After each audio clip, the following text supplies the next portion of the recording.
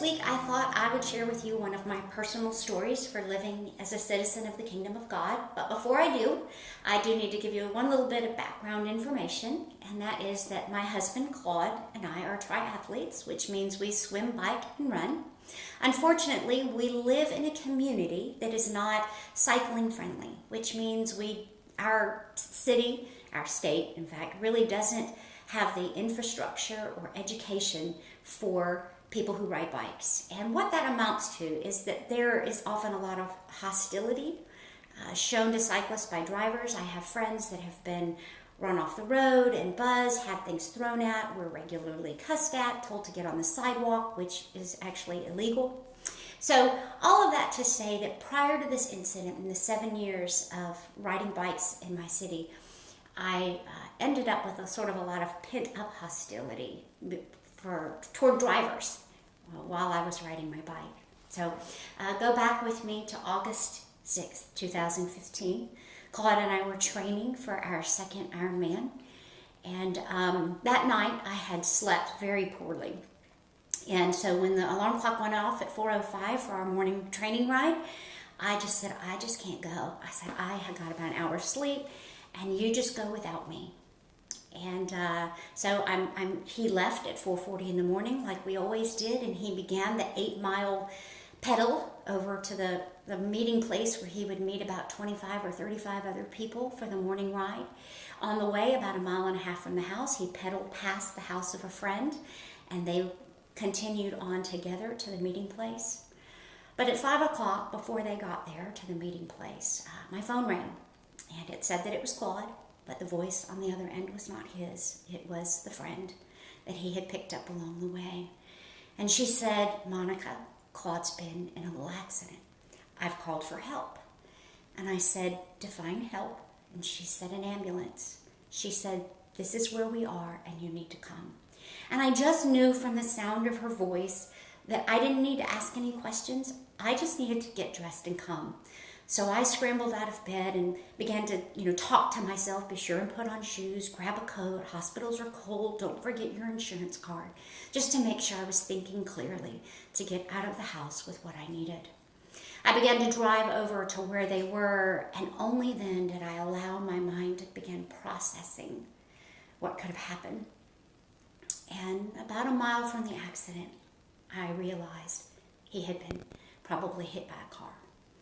And so I thought, I need to know what I'm walking into. So I called my friend and I said, I just need to know, was it a car? And she said, it was, but the paramedics got there quickly. They already have him loaded in the ambulance and they're ready to go. And I said, I'm almost there. Please don't let them leave without me. And I heard her say, presumably to the paramedics, his wife is almost here. Please don't leave without her. And they said, she has 1 minute and then we're leaving. About that time, I pulled up behind the police cars and the fire trucks, and I threw my car in park and went running through the cars. The first thing I remember seeing was on the left, there was a car that was facing the wrong way with its windshield shattered. And then across from it on the right, I saw my husband's crumpled bike, the lights still screaming, cyclist, share the road, share the road. So I made my way in front of me, stepped up the steps, and the paramedic opened the ambulance for me. And I don't know what you expect to see when your loved ones have been hit by a car, but I was not prepared for what I saw. The paramedics gave me instructions, told me to meet them at the hospital, and let me out the door. As I was walking down the stairs, I heard the still small voice of God say to me, Monica, I want you to go to the driver. I told God that wasn't a good idea, that I had a lot of pent-up hostility toward drivers of cars while I'm on my bike, and that I might just go off on her and unleash 7 years of hostility.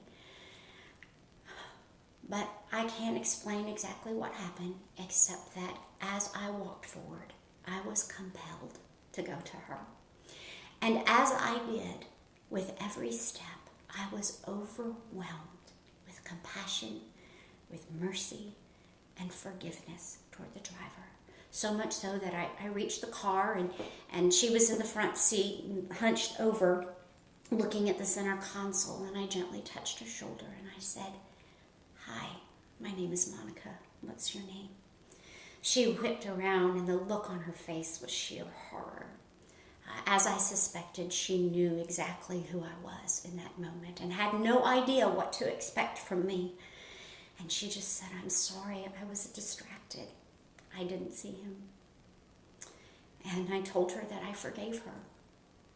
And I asked where she was going, and she said she was going to an interview with UPS. And I said, "Well, clearly you are in no state to sit through an interview." And I said, "I'm going to pray for you. Is that okay?" And she said yes. I don't think she thought that I was going to do it right then, but by then she was standing. And so I just wrapped my arms around her and I prayed for her. I spoke forgiveness over her. I spoke peace. I spoke mercy. I prayed for her interview. And when I finished, she asked if I would please contact her later in the day and let her know how Claude was, and I assured her that I would. And then I turned to collect Claude's bike and my friend. We put all that in the car and headed to the hospital. There's a lot that happened in the months preceding the accident that was really hard. There's some things, if I'm honest, I still kind of struggle to forgive. But the one thing that I have never struggled with was forgiving the driver. I think in that moment, God offered me the opportunity to eat from the tree of life and offer forgiveness and compassion and mercy to someone who, for all purposes, was my enemy, having severely hurt my loved one, or to eat of the tree of the knowledge of good and evil and go over and over about her being distracted and the accident.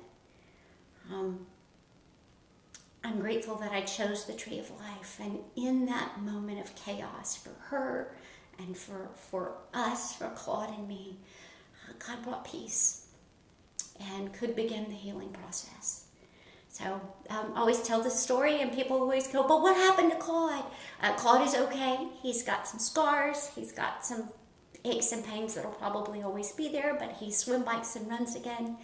And just this past May, he had the honor of escorting our daughter down the aisle to begin a new life with her husband. So all is well.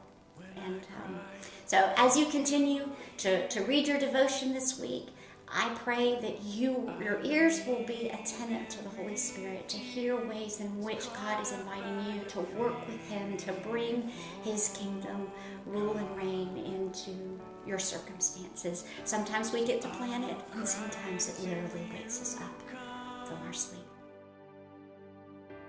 Cast my cares into your